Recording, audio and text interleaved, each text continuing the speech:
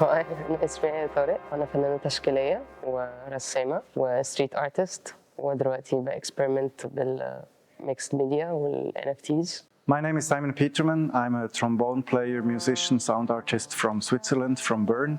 And I play in several different bands in the field of jazz and improvised music. I also work as a sound artist in the field of sound manipulation. فكرة المعرض جت لما قابلت سايمون السنة اللي فاتت 2021. ساعتها كنت بحضر لمعرضي اللي فات بتاع السنة اللي فاتت، وقابلته في بسارية. كان هو عنده ريزيدنسي مع برو هلفيتيا، وانا كنت بحضر للمعرض بتاعي وهو جالي الاستوديو. In 2019 I came to Egypt for the first time to play the Cairo Jazz Festival, and this gave me a possibility to spend one day in Alexandria.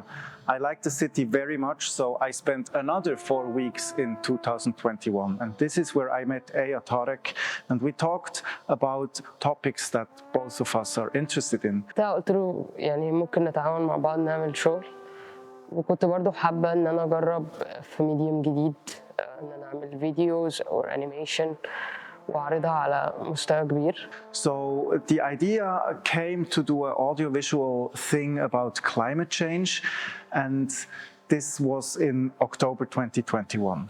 في 2019 رحت معرض اسمه اتيليه دو لوميير في باريس، وكانوا عارضين الشغل بتاع فانجو، وكان بيتحرك وكان immersive، والناس كانت قاعدة في المكان وكانت بتسمع مزيكا، وفي نفس الوقت حواليها ارت في كل حتة. وده كان الميكس ميديا أتاحته أكتر، إن هي فتحت الشغل بتاع فانجو وخلت الناس تريليت لي أكتر من بس اللوحات. حبيت إن أنا أعمل ده مع شغلي، إن أنا بدل الصور ما تبقى ثابتة حركة بطريقة immersive أكتر، إن الأودينس يخشوا يبقوا أصغر بكتير من الارت ورك، فيحسوا إن هم جواه. I then returned home, and a few weeks afterwards it was announced that the COP27 will be happening in Egypt. So this was the very moment where the idea for a project turned into a project with a deadline. We switch to English now because there are two persons here. We have Simon and there is Tarek. Yes. From Egypt. They came together here for to show us a project they do.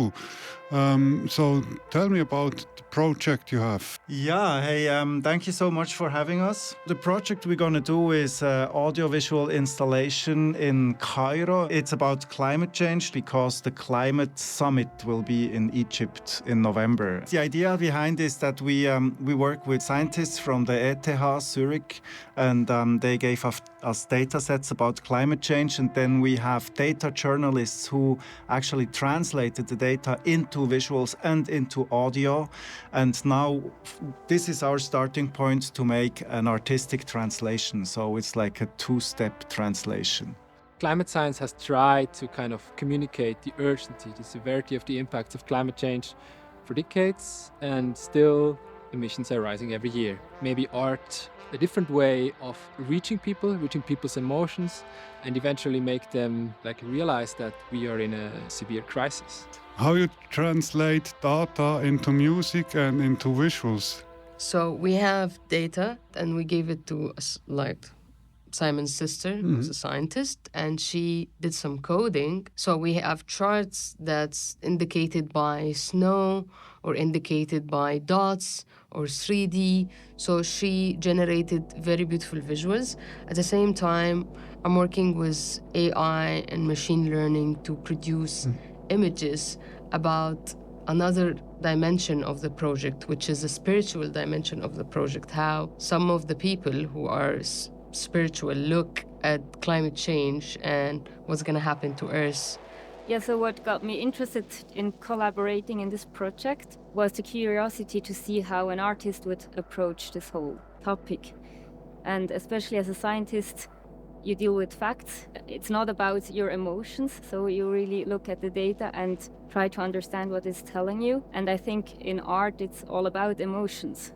So I think it's two very different starting points. Yeah, I'm curious what is the result of this collaboration. There are many ways to do this, but for example, you can have temperature of every month of a decade. So and then you take the average of it, and this gives you a note. We have data for 14 decades since 1880, and then you can see after 1950s all the pitches, so all the notes, they become higher and higher and higher.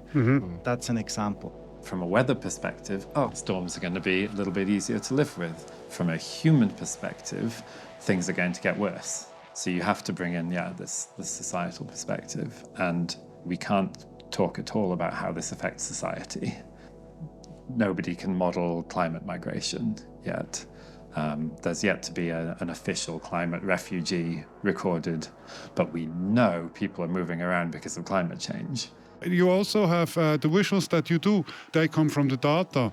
So are you free to do what you want to do, or you have to take these pictures that the data shows you? Actually, there is two layers for the visuals, because there is like a lot of mythical stories and predictions about the future that came from old tales and holy books and old texts that talks about this. So I'm translating this into imagery with AI, with machine learning. And AI is about how us as human beings are thinking about a subject. The average of what people believe this how it's gonna look like from all over the internet, and they make it in one image and they show it to you. So this is actually us generating our own consciousness.